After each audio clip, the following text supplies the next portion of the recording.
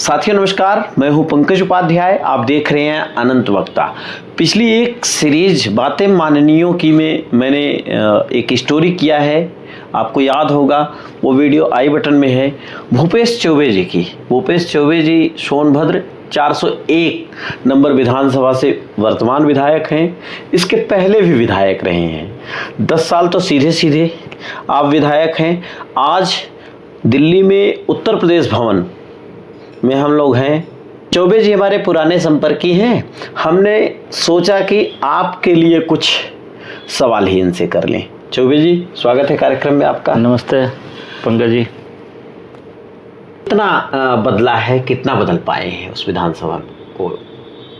देखिए, सोनभद्र के बारे में अगर हम कहें तो प्राकृतिक संपदाओं से भरा हुआ जिला है, जहां प्राकृतिक सुंदरता है, खनिज संपदाएं हैं। उस दृष्टि से अगर आप देखेंगे तो जिस प्रकार से देश का ग्रोथ इंजन उत्तर प्रदेश बना है, तो मैं गर्व के साथ कह सकता हूं कि पिछले 10 सालों के योगी जी के नेतृत्व में चल रही भारतीय जनता पार्टी की सरकार और वहां हम सबों के प्रयास से सोनभद्र उत्तर प्रदेश का ग्रोथ इंजन बना हुआ है, जो सोनभद्र की प्राकृतिक संपदाओं का माध्यम है।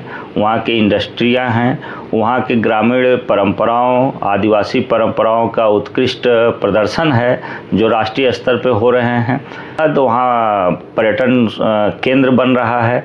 वहाँ ऐसे तमाम टूरिस्ट एजेंसियों को आमंत्रित करके वहाँ के प्राकृतिक संपदाओं और वहाँ के प्राकृतिक स्थलों को डेवलप करने का प्रयास किया जा रहा है। जैसे मैं कह सकता हूँ कभी कि सोनभद्र में समुंदर भी है, धंधरौल डैम है, नगवा का डैम है, रिहंद बांध है, ओबरा का डैम है और अभी कन्हर डैम बनकर तैयार हुआ है। तो इतना बड़ा बड़ा एक जल संचय, नदियों का जाल है। सोन नदी है, कन्हर नदी है, बीजुल है, रेड़ है, करत अपना पांडू नदी है।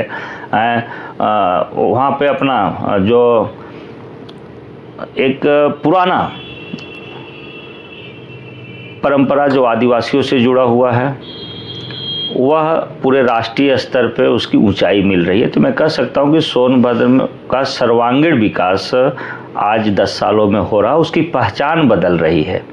वाराणसी के बगल का जिला है। वाराणसी से 50 किलोमीटर के आसपास मुझे लगता है रावर्ट्सगंज, जो सोनभद्र का हेडक्वार्टर है और आपका विधानसभा क्षेत्र है। रावर्ट्सगंज तो पहले से शहर है। रावर्ट्सगंज को लोग रापटगंज कहते हैं।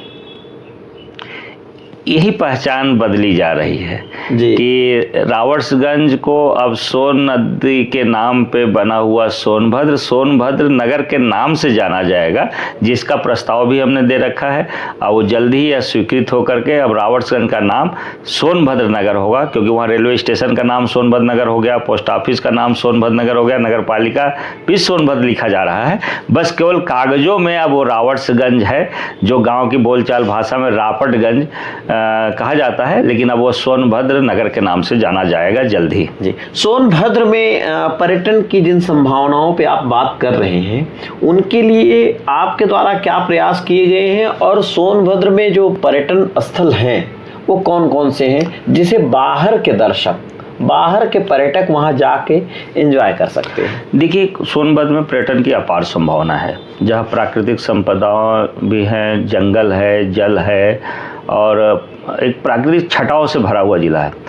अब एक पूरा ऊंची चोटी, हिमालय का स्वरूप, मंगेश्वर नाथ का वह पहाड़ी चोटी, जो आप यूपी भवन के भी मुख्य हाल में वहाँ का भी वो प्राकृतिक छटा एक चित्र के रूप में दर्शाया गया है। और वहाँ विजयगढ़ का किला, जो ऐतिहासिक किला है, जो सोनभद्र का शिमला हम लोग कहते हैं, तो वह मच्छेंद्रनाथ, जो 3 तरफ से पहाड़ियों से घिरा हुआ और एक तरफ से केवल आसमान दिखता है, एकदम पहाड़ी के बीच में गुफा, जल का स्रोत है, उसको बाबा मच्छेंद्रनाथ की तपोभूमि भी कही जाती है, वह एक है। अमिला धाम है, बाबा भोलेनाथ का शिवद्वार है, कुड़ारी देवी है, ज्वालामुखी है और वैष्णो माँ का एक मंदिर डाला में। काफ़ी पूर्वांचल से लोग वहाँ पर्यटन के दृष्टि से आ रहे हैं। और जो सबसे बड़ा चीज़ है, जो दुनिया का सबसे पुरातन फॉसिल्स ऐतिहासिक दृष्टि से देखेंगे तो हमारे सोनभद्र में स्थित है। मिनी गोवा के रूप में अबाड़ी की चर्चा है। तो ऐसे अन्य सभी क्षेत्र में, जैसे मार्कंडे की पहाड़ियों को तो मार्कंडे की पहाड़ी है, रजखड़ की घाटी है, ये सब विजयगढ़ का दुर्ग है, अमिला धाम के उस रास्ते पहाड़ी से होते हुए जाना, मैंने एक बहुत अच्छा लगता, सुंदर दृश्य है।